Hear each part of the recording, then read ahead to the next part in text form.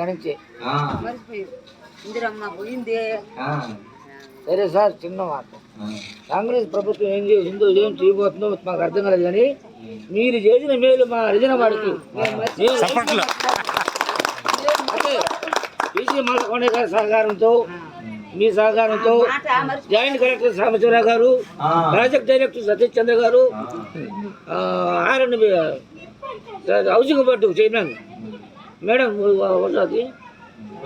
ఉదయలక్ష్మి గారు నిద్రలేసిపోయి ఇక్కడ కాసుకొని సార్, మేము తిరిగి మీరు నడిచిన మీరు చేసిన బాటలో మీ రోజు మేము నడుస్తున్నాం.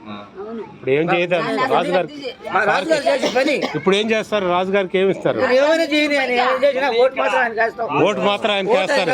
ఇంకోసారి ఓటు అయింది, ఓటు అయిందే అందరూ రాజుగారికి ఇస్తాం సార్. మాకు చేసిన మేలు మేము జీవితంలో మర్చిపోలేము.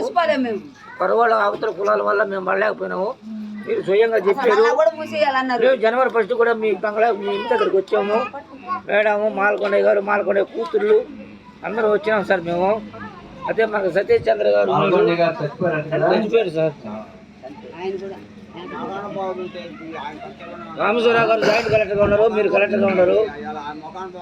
ఉదయలక్ష్మి గారు, మీరు చేసిన మేలు మేము జీవితంలో మర్చిపోలేము.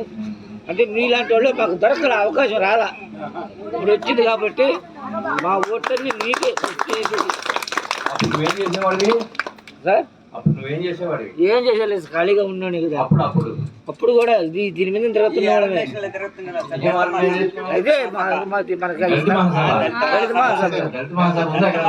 మీటింగ్ కూడా పెట్టించాం సార్. కత్తిపతి మన ఊళ్ళోను వచ్చి మీటింగ్ పెట్టారు.